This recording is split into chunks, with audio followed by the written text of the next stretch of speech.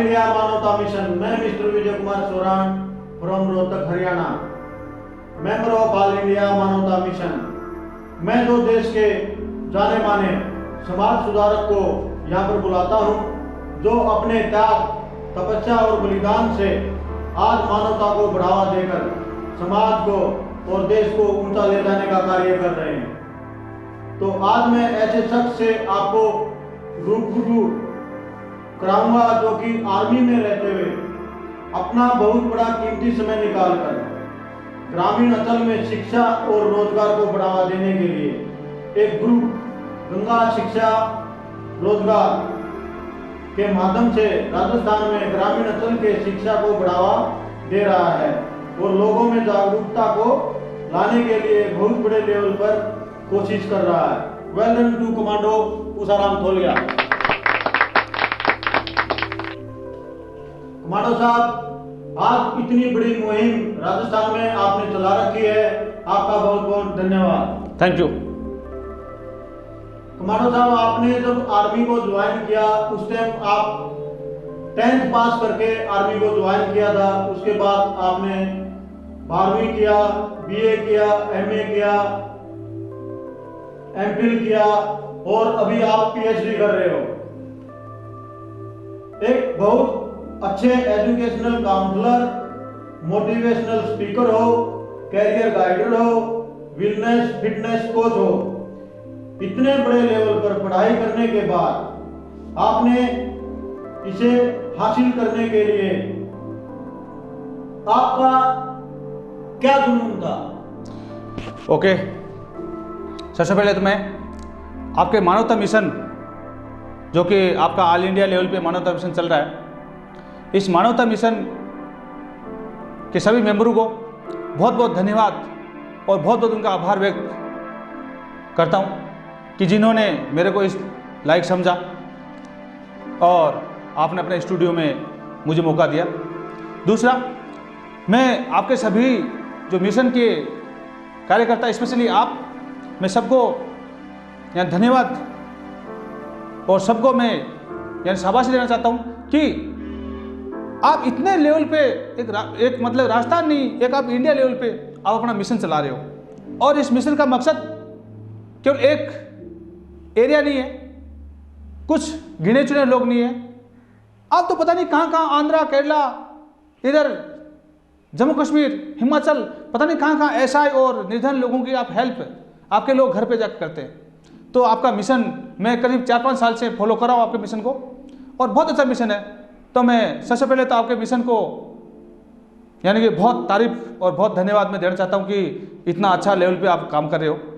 दूसरा, जो आपने अभी मेरे से जो सवाल किया है कि मैंने 10वीं पास करके मैं फौज में भर्ती हुआ था, आर्मी ज्वाइन की थी, और अभी मैं जो इतनी शिक्षा मैंने प्राप्त करने का मेरा जुनून क्या है। देखो, एक्चुअली मैं आपको बताऊं, रियली अगर मैं बताता हूं मेरे बारे में, मेरे अंदर शुरू से क्या है कि शुरू में एक जुनून था कि मैं सिविल के अंदर मैं पढ़ाई करूं और सिविल में कुछ एक अच्छा अधिकारी बनूं और सिविल में सेवा करूं। लेकिन क्या हुआ, एक मोड़ आया, यानी कि मोड़ 99 का कारगिल वार।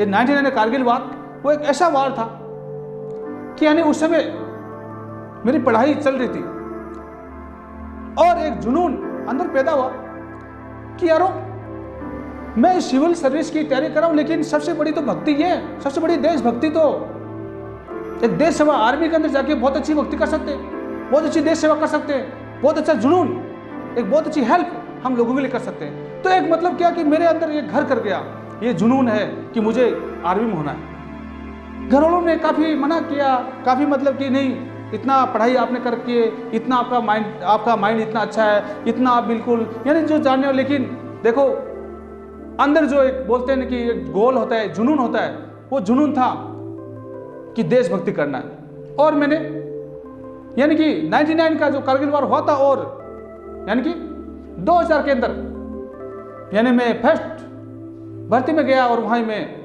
मतलब मैं भर्ती हो गया और मैंने आर्मी को ज्वाइन कर लिया। लेकिन क्या होता है, बोलते हैं कि अगर आपके अंदर 3 चीज़ है, जुनून है, आपके अंदर उत्सुकता है और आपका कॉन्फिडेंस है, तो इसको हरा नहीं सकता कोई। आपके जुनून को कोई रोक नहीं सकता। तो मेरे अंदर जुनून था कि शिक्षा को आगे ले जाना है। क्यों? एक शिक्षा ही वो प्लेटफॉर्म है, एक शिक्षा ही वो एक आधार है, एक शिक्षा ही वो शक्ति है जो क्या इंसान को यानी सर्वसम्मति जहाँ चाहता है एक सर्वोत्तम तक ले जा सकता है। तो मैंने क्या किया, मेरी जो एजुकेशन थी, पढ़ाई थी, उसको चालू रखा। Duty time duty proper.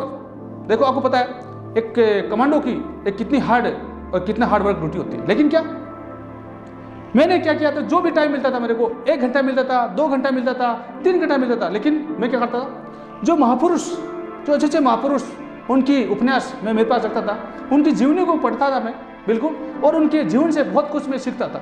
और उनकी वजह से काफ़ी यानी कि जैसे अभी जो अपने जो यानी कि एक परमाणु जनक एक राष्ट्रपति भी रहे यानी श्रीमान जो APJ अब्दुल कलाम, यानी कि उनकी जो जीवनी ये सब जानते हैं बिल्कुल। यानी वो एक पेपर वो थे, एक पेपर यानी पत्रकार, एक मतलब एक जो पत्रिका है वो पत्रिका को घर घर बांटते थे बिल्कुल साइकिल के ऊपर। लेकिन उनका जुनून था कुछ बनना है और वो बने। तो क्या ऐसे से विवेकानंद जी का जो उदाहरण, और मैं काफ़ी महापुरुष से मैंने, और स्पेशली मैंने मेरे दादा से भी मैंने बहुत कुछ चीज़ सीखी बिल्कुल। यानी कि उन्होंने अपने जीवन में बहुत अथक प्रयास किया। यानी कि उनका जीवन, मैं उनके बारे में एक किताब लिख रहा हूँ, यानी कि 90% किताब में लिख चुका हूँ मेरे दादा के जीवन के ऊपर। बहुत अच्छा उनका जीवन है, जब किताब आएगी तब पता लगेगा। तो क्या है कि मैंने बहुत कुछ सीखा और उनकी बदौलत मैंने मेरी पढ़ाई को चालू रखा।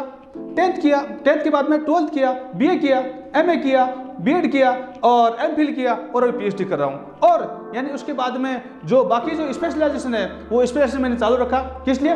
कि मुझे शिक्षा के क्षेत्र में आगे जाना, और शिक्षा एक ऐसा प्लेटफॉर्म है जिसकी वजह से हम हमारी खुद की हेल्प नहीं है, हम सारे समाज की भी हेल्प कर सकते हैं। हम एक ऐसा है और हर चीज़ को यानी कि एक शिक्षा ही ऐसी चीज़ है जिसकी वजह से एक जागृत करके यानी एक जिंदे आदमी को, एक मतलब मुर्दे आदमी को अगर जिंदा करना है तो वो सबसे अच्छी चीज़ है, एक सबसे अच्छी दवाई है, एक सबसे अच्छी जो भावना है और एक सबसे अच्छा जो एक उपाय है वो क्या है? शिक्षा। आप शिक्षा देके, आप उसको शिक्षा यानी सिखा के, आप उसको सिखा के आप कुछ भी कर सकते हो, कुछ भी आप करवा सकते हो, वो इंसान कुछ भी कर सकता है। तो ये जुनून मेरे अंदर इसलिए ये था जुनून, और इसकी वजह से मैं यानी इतना मैंने पढ़ाई की। Thank you. ये गंगा शिक्षा पुरस्कार रोजगार मिशन को आपने चलाने का मकसद क्या है? ओके, देखो विजय जी, बात ऐसी है कि हमेशा क्या इंसान सोचता है कि मैं एक मनुष्य रूप में पैदा हुआ हूँ, बहुत एक यानी कि 84 लाख यानी जीवन के बाद एक जीवन मिलता है, मनुष्य जीवन। और इंसान सोचता है कि एक आजीविका कमाना, एक अपना पेट भरना ही इंसान का मकसद नहीं होता। एक मकसद इतना नहीं होता कि बस मैं मेरे और मेरे परिवार को चलाऊं, इतना मकसद नहीं होता। और मकसद कभी बताने से नहीं होता है, इसके लिए कुछ अंदर जुनून, उत्सुकता, आत्मविश्वास होता है। तो क्या मैंने सोचा कि मैं एक समाज के लिए, एक देश के लिए, एक राज्य के लिए मैं क्या कर सकता हूं। तो क्या मेरे पास क्या था, मेरे पास जो एक मेरा जो मेन हथकंडा था, मेरा जो मेन एक औजार था वो क्या था? शिक्षा। यानी शिक्षा ही एक ऐसा जरिया है जिसके द्वारा आप समाज की हेल्प कर सकते हो। यानी कि कैसे? जैसे मान लो आपने किसी को 10,000 रुपये दिए, गरीब को 5,000 दिए, कितनों को दोगे? यानी कि मैं क्या हूँ? मैं एक आर्मी पर्सन हूँ, यानी कि पहले मैं सोल्जर, यानी कि इतना ज़्यादा मैं अफोर्ड यानी कि हर एक को इतना नहीं कर सकता। लेकिन क्या मैं कर सकता हूँ? क्या मैं ऐसी चीज़ कर सकता हूँ जिसकी वजह से मैं एक नहीं अनेक की सेवा कर सकता हूँ? तो वो थी शिक्षा। यानी कि मेरा जो मेन मकसद इसमें था कि देखो एक स्कूल है, एक चाहे ग्रामीण अंचल में स्कूल ले लो, चाहे सिटी में स्कूल ले लो, सिटी के पास में ले लो, एक किसान का बच्चा उसमें पढ़ता है, एक नॉर्मल आदमी का व्यक्ति का जो बच्चा उसमें पढ़ता है, एक IAS IPS तहसीलदार किसी का ले लो आप, उसका बच्चा उसमें पढ़ता है। बच्चे पढ़ते हैं एक स्कूल में, टीचर एक ही है, सिलेबस एक ही है, और यानी पढ़ाने वाला भी एक ही है, इन्वायरमेंट एक ही है। जो उस स्कूल से सुविधा एक नॉर्मल बच्चे को मिलती है वही एक VIP बच्चे को मिलती है, सबको मिलता है। लेकिन कारण क्या है? एक IAS IPS और VIP का बच्चा अपने गोल को, एक अपने टारगेट को हासिल कर लेता है, लेकिन एक नॉर्मल बच्चा या नॉर्मल घर से जो बच्चा है, किसान का बच्चा, वो रह जाता है। कारण क्या? इसका कारण है कि उसको जो बच्चा IAS IPS वो बच्चा उसको प्रॉपर गाइडलाइंस मिल रहा है, क्या प्रॉपर अप टू डेट हो रहा है। एक जो टेक्नोलॉजी बढ़ रही है दिनों दिन, क्या सिलेबस पुराना वही सिलेबस चल रहा है। यानी महाराणा प्रताप जी, वो महाराणा प्रताप का जो हम इतिहास आज से 50 साल पहले पढ़ते थे वही आज है, सब कुछ यानी कि सिलेबस वही है, लेकिन क्या टेक्नोलॉजी बढ़ रही है। तो क्या है कि इस वजह से क्या जो बच्चा यानी कि आज का जो समय की जरूरत है कि अप टू डेट यानी कि गाइडलाइन, उस बच्चे को गाइडलाइन बहुत जरूरी है। और अगर गाइडलाइन बच्चे को मिलेगी तो क्या होगा कि हम उस बच्चे को उस मुकाम तक पहुंचा सकते हैं। तो क्या यानी कि मेरा मकसद था कि यानी कि नॉर्मल ग्रामीण अंचल के जो बच्चे हैं उनको एक गाइडलाइन प्रोवाइड करना, इसके माध्यम से एक गाइडलाइन प्रोवाइड करना कि अगर एक बच्चा 5वीं क्लास में है तो क्या एग्जाम दे सकता है, 6ठी क्लास में तो क्या क्या पढ़ाई कर सकता है, अपने सिलेबस को कैसे तैयारी कर सकता है, अपने टाइम टेबल को कैसे मैनेज कर सकता है वो, यानी कि अपने जो पढ़ाई का शेड्यूल कैसे बना सकता है वो, अपने शिक्षा यानी कि एक सिलेबस को वो कैसे रीड कर सकता है। जो कोई भी अगर रोजगार के लिए बच्चा तैयारी कर रहा है तो वो तैयारी कैसे कर सकता है, अपने गोल को हासिल वो कैसे कर सकता है, अपने गोल को चूज वो कब कर सकता है ना। यानी क्या देखा गया कि 10th क्लास के अंदर बच्चा है, उससे पूछो तेरा क्या गोल है, पता नहीं। 12th क्लास में बच्चा है, उससे पूछो तेरा क्या गोल है, क्या टारगेट है, आगे क्या बनना चाहते हो, पता नहीं है। BA में बताओ, जब BA में चला बच्चा चला गया, नहीं अभी कोई, यानी कि कहानी क्या, अगर आपको पता नहीं है कि मैं आज दिल्ली में हूं और मुझे जयपुर जाना है या मुझे जोधपुर जाना है, आपको पता ही नहीं है, तो यानी क्या आप क्या करोगे, आप घूमते रहोगे बिल्कुल एकदम में। आपको चंडीगढ़ जाना है, जयपुर जाना है, जोधपुर जाना है, यानी कि आपको पता होना चाहिए गाइडलाइन, यानी गाइडलाइन यानी कि आपका टारगेट, एक गोल पता होना चाहिए। और गोल के द्वारा आप गोल के द्वारा उस मुकाम तक पहुंच सकते हो, ठीक है। यानी कि एक बच्चा, मैं ज्यादा छोटे लेवल पे नहीं लेता, 8th क्लास से 8th क्लास में जो बच्चा है उसको क्या अपना गोल निश्चित करना चाहिए, एक टारगेट निश्चित होना चाहिए कि मुझे आगे जाके डॉक्टर बनना है, इंजीनियर बनना है, या मुझे आगे जाके कोई एक सिविल सर्विसेज में जाना है, IAS IPS RS, यानी किसी भी लेवल पे स्टेट लेवल की जो अच्छी सी सर्विस है उसमें जाना है, उसका गोल एक निश्चित होना चाहिए। वो गोल 2 टाइप निश्चित करता है, एक प्राइमरी एक सेकेंडरी, यानी 2 गोल ले सकता है, कोई जरूरी नहीं है, लेकिन गोल निश्चित होने चाहिए। तो यानी कि वो जो किसान का बच्चा है, एक नॉर्मल परिवार का बच्चा है, वो अपना गोल निश्चित नहीं कर पा रहा है, और गोल निश्चित नहीं कर पाने की वजह से क्या वो क्या उनसे डिफीट, यानी कि उनसे वो टकरा के पीछे रह जाता है। ओके, आप इस मिशन के अंदर बच्चे को अच्छा गाइडलाइन देते हो, बिल्कुल बिल्कुल। इसमें बच्चों को क्या सुविधा दे पा रहे हो, जो बच्चा आपके इस गंगा शिक्षा रोजगार मिशन को जो ज्वाइन करता है उसमें बच्चों को क्या क्या आप सुविधा दे पा रहे हो। ओके, आपने बहुत अच्छा पूछा और बहुत बढ़िया आपने सवाल किया। देखो, शिक्षा से संबंधित उसको जो भी सामग्री चाहिए, शिक्षा संबंधित उसको जो भी चीज़ चाहिए, यानी कि बच्चा चाहे 6ठी क्लास में हो, 7वीं क्लास में, 8th क्लास में, 10th में हो, BA में हो, या किसी में हो, या कोई भी रोजगार की तैयारी कर रहा हो, है ना, उसको कोई भी स्टडी मटेरियल चाहिए, वो मटेरियल स्टडी मटेरियल वो पूरा यहाँ मिल रहा है उसको। यानी कि एजुकेशन काउंसलर, मैं खुद एजुकेशन काउंसलर हूँ, मैं करियर गाइडर हूँ, मैं मोटिवेशन स्पीकर हूँ। यानी क्या करता हूँ, उसको बच्चे के अंदर क्या है, मैं मोटिवेशन से, मेरे स्पीच से उसके अंदर एक जुनून पैदा करता हूँ कि यानी कि बच्चा एक कैसे अब अपना जुनून को जगा सकता है कि यानी इस संसार में हासिल करना, यानी असंभव। देखो विजय जी, आपको बताऊं, असंभव कुछ भी नहीं है। यानी कि मैं एक कमांडो होते हुए, यानी कि हमारे को जंप करना पड़ता है पैराशूट से, ओके, जंप करना पड़ता है। तो यानी कि अगर हम एक दीवार से, यानी कि दीवार से जंप करना बहुत एक मुश्किल होता है, तो यानी एक हवाई जहाज जंप करना तो बहुत ही वो है, लेकिन क्या आप में जुनून है, आप में टेक्निक है, यानी कुछ भी कर सकते हो आप, है ना। तो क्या उसी हिसाब से यानी कि उन बच्चों के अंदर क्या एक मोटिवेशन देके, उन बच्चों के अंदर मोटिवेशन जगा के, एक उनको यानी उनकी भावना को आगे बढ़ा के, ओके, उनका कॉन्फिडेंस लेवल बढ़ा के, यानी उसके अंदर क्या एक जागरूकता शिक्षा के प्रति कि आप हासिल क्या नहीं कर सकते, आप हासिल कर सकते हो। एजुकेशन काउंसलर की मदद से, जो एजुकेशन काउंसलर की मदद से उस बच्चे का यानी कि पूरा जो, यानी कि उसको एक एजुकेशन काउंसलिंग देके और एक उसका फीडबैक तैयार करना कि बच्चा किस लेवल पर जा सकता है, बच्चा कि इसके द्वारा क्या, इसके द्वारा बच्चा वो किस लेवल पर जा सकता है। तो क्या है कि एजुकेशन काउंसलिंग है, उसके द्वारा बच्चे को पता लगाना और उससे कॉन्फिडेंस बढ़ाना, और कॉन्फिडेंस बढ़ा के वो बच्चे को क्या है आगे के लिए प्रिपेयर करना। यानी कि यह सुविधा एक यानी मोटिवेशन सुविधा है, एजुकेशन काउंसलिंग सुविधा है, कैरियर गाइडेंस सुविधा है, और उसके बाद में उसको सिलेबस से रिलेटेड उसको कोई भी क्वेरी है, मैथ की अगर मैथ को समझ नहीं आ रही है तो उसके बारे में बताना, साइंस के बारे में समझ नहीं आ रहा है साइंस के बारे में बताना, यानी कोई भी रोजगार के बारे में अगर उसको कुछ पूछना है तो उसके बारे में उसको गाइडलाइन पैदा करना। यानी कि हर सुविधा उसको मिल रही है हर सुविधा उसको हम दे रहे हैं। ओके, तो यानी कि सुविधा एजुकेशन संबंधित कोई भी सुविधा है, एजुकेशन संबंधित कोई भी सुविधा उसको हम दे पा रहे हैं।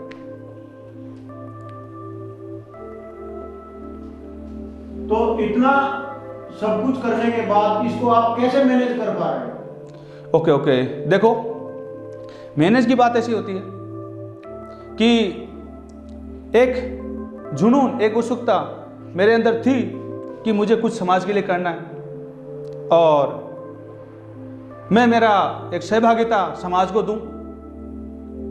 और इतना मैनेज करने के लिए देखो आज बहुत सारे महानुभाव मेरे साथ में जुड़े हुए हैं, बहुत सारे महानुभाव जो कि आज अपना टाइम दे पा रहे हैं। एक मेरी टेक्निकल टीम है, जो टेक्निकल टीम है वो टेक्निकल टीम क्या कर रही है, वो कि यानी जो डेली का एक इसके अंदर क्यूज प्रतियोगिता होती है, उसके अंदर क्या होती है, यानी डेली यानी कि शाम को 7:30 से लेकर 8:15 बजे तक यानी कि 45 मिनट तक एक क्यूज प्रतियोगिता होती है। उसके अंदर क्या है, IQ लेवल के सवाल पूछे जाते हैं 2। तो ये टाइम टेबल आपने मेंशन कर रखा है? बिल्कुल। और क्या, इसके अंदर 2 मैथ के सवाल पूछे जाते हैं, साइंस के 3 सवाल पूछे जाते हैं और जीके के 4 सवाल पूछे जाते हैं, प्लस 15 मिनट उनको दिया जाता है आपस में सवाल पूछने के लिए बच्चों को, प्लस यानी कि इसके लिए आधा घंटा एक मैं रैपिड डेली एक टॉपिक देता हूँ और उस टॉपिक पे एक रैपिड टेस्ट लेता हूँ, यानी कि 30 मिनट के यानी 100 सवाल, यानी बच्चों से क्या, यानी कि जो जीके का जो उसको लेवल इंप्रूव कराने के लिए यानी कि एक रैपिड टेस्ट,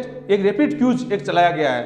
तो यानी इसके द्वारा क्या है कि उन बच्चों के अंदर एक जुनून पैदा करके और यानी कि ये जो टीम है, जो यानी कि महानुभाव की टीम है, जो टेक्निकल टीम है, यानी इतना कुछ कर पा रही है और इस वजह से ये मैनेज हो पा रहा है। और मैं मेरा टाइम यानी ड्यूटी के अलावा, जो ड्यूटी मेरी होती है उसके अलावा जो टाइम है वो मैं पूरा टाइम यानी मेरे मिशन को देता हूँ। इसको जो मिशन है इसको ज्वाइन करने का प्रोसीजर क्या है? ओके, देखो इस मिशन को ज्वाइन करने का प्रोसीजर बहुत आसान है, यानी कि इसमें कोई इतना बड़ा कोई वो नहीं है कि आपको कहीं फॉर्म भरना पड़ेगा या आपको कहीं ऑफिस में चक्कर लगाने पड़ेंगे या कहीं आपको कहीं सर्च करना पड़ेगा, कुछ ही नहीं।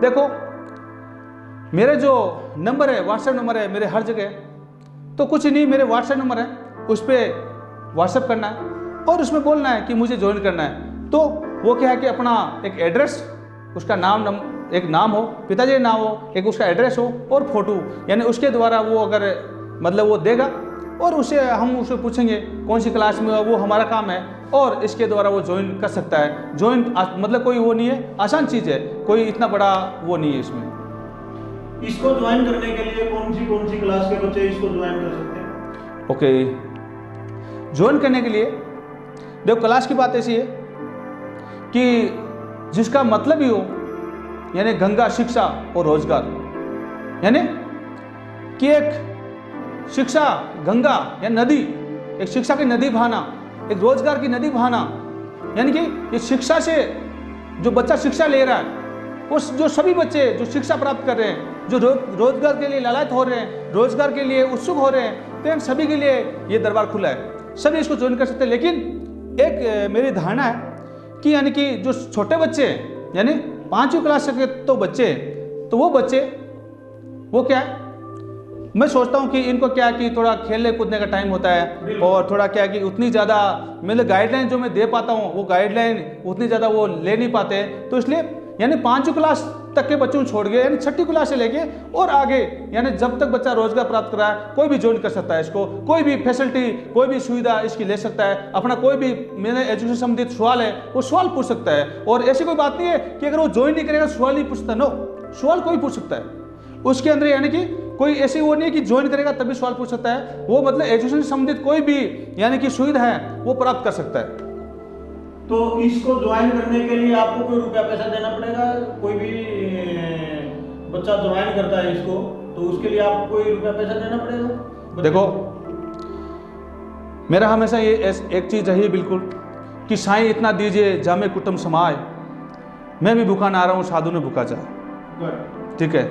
और एक मेरा हमेशा ये रहा है कि पूत सपूत तो क्या धन शिक्षत, ठीक है ना, और पूत कपूत तो क्या धन होता, यानी कि एक मेरा एक चीज़ ये है कि देखो समाज सेवा से बड़ी कोई सेवा नहीं होती। मैं रुपये से लेके मैं क्या कर सकता हूँ? मैं रुपये लेके स्टोर मतलब अर्जित कर लूँगा, करूँ क्या? लास्ट में क्या, मैं खाली हाथ आया हूँ, मुझे जाना क्या? खाली हाथ जाना है, बिल्कुल जाना खाली हाथ। ओके, और यानी कि किसको देके जाऊँगा मैं? यानी मैं मेरे बच्चों को, जबकि मैंने बच्चों को अगर अच्छी शिक्षा दूँ, बच्चों को उसी जगह में एक अच्छी शिक्षा दूँ, अच्छा प्लेटफॉर्म दूँ, हर चीज को हासिल कर हाँ, तो हर चीज को अपना हासिल कर लेंगे बिल्कुल। इससे अच्छा मैं शिक्षा संस्कार उनको दूं। यानी कि इसमें ज्वाइन होने के लिए आपको 1 रुपये भी देने की जरूरत नहीं है, यानी कुछ भी इसमें देने की जरूरत नहीं है। इसके अलावा जबकि मैंने मेरे जो ग्रुप खोला है, यानी कि ये जो एक मिशन चलाया है, यानी इसका सबसे पहला जो एक मेरा था वो क्या था? एक गरीब बच्चे की हेल्प, यानी कोई ऐसा समाज के अंदर बच्चा हो, ऐसा गरीब बच्चा हो, यानी जो अपनी पढ़ाई करने की उत्सुक हो, जुनून हो, लेकिन पढ़ाई नहीं कर पा रहा, वो मिशन से संपर्क करे, वो मेरे से संपर्क करे, मेरे किसी भी बंदे से यानी किसी कार्यकर्ता से संपर्क करे, यानी उसकी हेल्प हो जाएगी बिल्कुल, यानी उसकी हेल्प की जाएगी, है ना? यानी हम पैसा उसको अरेंज करवा रहे हैं, यानी कि अलग से उसकी हेल्प कर रहे हैं, तो लेना तो बहुत दूर की बात है। ये तो आप बहुत बड़ा अच्छा कर रहे पारिए कि असहाय और बेरोजगार जो माँ बाप हैं बच्चों के, और वो अपने बच्चों को नहीं पढ़ा रहे, तो आप उनको तो अच्छी शिक्षा दे रहे हो, बहुत बड़ा एक काफी देखो बाकी का कार्य कर रहे हो आप। देखो ये सब सभी समाज के गणमान्य व्यक्ति है, सब उनकी कृपा है और उनका सहयोग है बिल्कुल, मैं अकेला कुछ नहीं कर सकता, ये सब उनका देन है। तो ये सभी पूरे इस देश के अंदर सभी लोगों के पास ये संदेश किस तरीके से भेजा जाए ताकि ये पूरे संसार के अंदर इस पूरे अपना ओके भारत के अंदर ये फैले और बच्चे अच्छी और तरक्की करें। ओके देखो क्या है, मैं सभी पूरे देश को, समाज को और मैं सभी लोगों को, मैं एक नॉर्मल आदमी हूँ, मैं आपको जो मेरा परिचय मैंने आपको बता दिया कि मेरा जुनून क्या था, और मैं हमेशा शिक्षा के प्रति उत्सुक रहा हूँ और रहता हूँ और रहता आया हूँ बिल्कुल। और हर इंसान को मैं ये बोलता हूँ कि ज्ञान एक ऐसी चीज़ है जिसको आप जितना बांटोगे उतना ही बढ़ेगा, ये तो है बिल्कुल। यानी कि शिक्षा एक वो चीज है, एक वो भंडार है जिसको कोई चुरा नहीं सकता। एक शिक्षा वो चीज है जिसकी इन्वायरमेंट का, यानी कोई चाहे मौसम ठंडा हो गर्म हो, यानी कैसा भी हो, कोई प्रभाव नहीं पड़ता। यानी कि एक शिक्षा ऐसी चीज है जिसके ऊपर यानी कि आप कितना ही ज्यादा यानी उसको हार्ट से हार्ट्स, यानी शिक्षा ऐसी चीज है जिसमें आप घाटा और नफा यानी जो भेद करते हो, यानी फायदा शिक्षा है, शिक्षा के अंदर फायदा ही होगा, नुकसान कभी नहीं होगा, नुकसान नहीं होने वाला है। बाकी कोई भी बिजनेस बिल्कुल नुकसान हो सकता है, बस बाकी लेकिन ज्ञान एक ऐसी चीज है, हाँ जो ज्ञान लोगे हाँ वो बढ़ेगा ही, उसमें घाटे का तो मतलब ही नहीं है, घाटे का मतलब नहीं जितना बांटोगे उतना बढ़ेगा, उतना ही बांटेगा बिल्कुल एकदम। जैसे भगवान का प्रसाद होता है, हम सबको बांटते हैं, यानी क्या, यानी कि लास्ट में कम होता चला जाएगा, यानी कि उतनी दया भगवान हमारे पे करे, यानी वही शिक्षा है। जितना ज्यादा शिक्षा हम बांटेंगे उतनी शिक्षा बढ़ेगी। यानी कि मेरा कहने मतलब है कि आप अपने बच्चों को, मेरे समाज को संदेश एक शॉर्ट वर्डों में मेरा यही है बिल्कुल, मैं इतना कोई बड़ा वो नहीं, नॉर्मल इंसान हूँ। मेरा यही है कि आप अपने बच्चे को यानी बाकी धन दौलत कुछ दे रहे हो नहीं दे रहे हो, आप गाड़ी घोड़ा कुछ दे रहे हो दे रहे हो, ये महल हवा महल कुछ दे रहे हो दे रहे हो, यानी कि एक शिक्षा, हाँ एक शिक्षा, एक संस्कार और शिक्षा देखो देना बहुत जरूरी, बिल्कुल बिल्कुल। मैं हमेशा यानी कि शिक्षा और संस्कार, यानी संस्कार को मैं पहले मानता हूँ, संस्कार हाँ संस्कार के साथ शिक्षा होनी बहुत जरूरी है। नींव हो गया ना, संस्कार तो एक नींव है, बिल्कुल बिल्कुल। जैसे बिल्डिंग का नींव अच्छा होगा तो उसके ऊपर आप कितना ही बनाओ, बस बस बस, तो क्या है कि वही चीज बिल्कुल एकदम है कि आप अपने बच्चे को, यानी आपकी सबसे जो बड़ी प्रॉपर्टी है वो क्या है, शिक्षा। आप अपने बच्चे को और शिक्षा दोनों मिलकर के ही उन्नति करता है बस। मैं ये बोलता हूँ कि अगर आप अपनी जमीन बेच के भी अगर बच्चे को पढ़ाई कराते हो, तो आप अपने धन दौलत बेच के, हाँ धन दौलत बेच के भी आप, यानी कि आप वो कौन सी इंडस्ट्री में लगा रहे हो, यानी बच्चा आपका एक इंडस्ट्री है, यानी वो एक ऐसी इंडस्ट्री है, वो एक ऐसा कारखाना है जहां से आपको फायदा ही मिलेगा। आप अगर कहीं से पैसा, जैसे मान लो कि अगर पैसा कहीं से अर्जित करके उधार लेके भी, ब्याज में लेके अगर बच्चे को पढ़ाई के लिए लगाते हो, तो यानी कि वो पैसा इन्वेस्ट आपका अच्छा इन्वेस्ट हो रहा है वो, ठीक है। वो फायदा है। तो आपने क्या करना है, बच्चे के ऊपर पैसा खर्च करना है, और यानी कि बच्चे को शिक्षा जरूर देना है। क्यों कि मेरा ये मानना है, देखो मेरा ये मानना है कि यानी कि आज से बहुत साल पहले हमारा देश सोने की चिड़िया कहलाता था। हमारा देश सोने की चिड़िया क्यों कि हमारे देश के अंदर ज्ञान की वृद्धि इतनी ज़्यादा थी कि वर्ल्ड में सबसे ज़्यादा ज्ञान की वृद्धि हमारे देश के अंदर थी, शिक्षा हमारे देश के अंदर थी। तो क्या इसी वजह से जो फिरंगी थे, विदेशी लोग हैं, वो हमारे देश के अंदर आए, जो विदेशी ताकत है वो हमारे देश के अंदर आए, और उन्होंने क्या, उन्होंने आके और यहाँ हमारे से ज्ञान लिया, बिल्कुल एकदम है। फिर अपने देशों को हाँ ठीक है। तो यानी कि जो बीच का जो क्रम गया, बीच का यानी काफी 500-600 साल तक जो विदेशी ताकतों ने यहाँ पे जो एक वो किया, तो क्या उसकी वजह से क्या है, तो उसकी वजह से क्या, जो एक शिक्षा का जो हमारा एक जो क्रम है वो क्रम रुक गया था। यानी कि मैं बोलता हूं कि गरीबी से आगे बढ़ने के लिए, निर्धन से ऊपर उठने के लिए, यानी कि किसी भी चीज से ऊपर उठने के लिए एक अगर जिसमें विश्वास कर सकते हैं और जिसमें अच्छी, और जिसको हम बोल सकते हैं कि ये चीज 100 में से 100% है, वो है शिक्षा, ज्ञान। तो शिक्षा पक्का, यानी बच्चे को शिक्षा इंपॉर्टेंट है, शिक्षा देनी चाहिए। और यानी कि मैं यही संदेश देना चाहता हूं कि अगर आपको लगता है कि इसमें आपको कहीं सी प्रॉब्लम आ रही है, किसी को कोई प्रॉब्लम आ रही है शिक्षा के माध्यम से, तो वो हमारे मिस्टर से संपर्क कर सकता है, उसकी हेल्प की जाएगी, अच्छा हेल्प की जाएगी। ओके, तो थैंक यू, धन्यवाद, आपने आज अपना टाइम। आप तो ये बहुत अच्छा कार्य कर रहे हो इस अपना भारत देश के अंदर, और ये ऐसा मिशन है, यदि ये सभी इसमें जुड़ेंगे और यदि एक कोई भी डिस्ट्रिक्ट का एक आदमी भी जुड़ेगा तो काफी उन्नति करेगा देश। बिल्कुल, मैं तो बोलता हूँ डिस्ट्रिक्ट नहीं, स्टेट, देश, यानी जितने हो सके उतने जुड़ो, क्योंकि ये एक अपरंपार है, इसी कोई सीमा नहीं है, यानी कि एक आधार होना चाहिए, शिक्षा आधार होना चाहिए। Okay, thank you, well done, धन्यवाद।